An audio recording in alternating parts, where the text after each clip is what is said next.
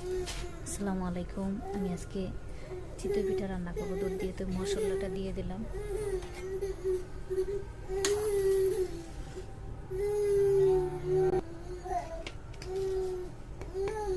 এক চামচ লবণ দিয়ে দিলাম। এর মধ্যে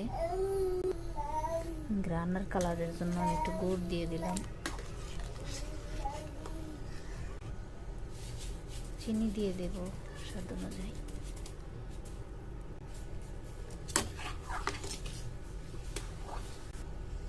তো এখন কিন্তু বলো পিঠে গেছে দুধগুলো ভালো মতো। এখন আমি পিঠাগুলো দিয়ে দেবো, চিতই পিঠাগুলো।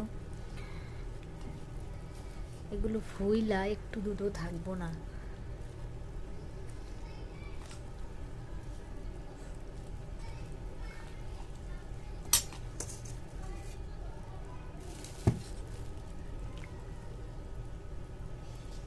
তো এখন আমি এগুলো বলক নিয়ে উঠাবো, আবারও ডাইকা কতক্ষণ সিদ্ধ করে নিব।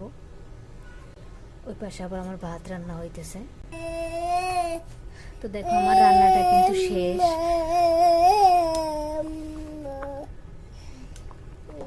এদিকে বাচ্চা পড়াচ্ছি, একদিকে সবজি কাটতেছি, অন্যদিকে ভাত রান্না করতেছি, অন্যদিকে পিঠা রান্না করতেছি।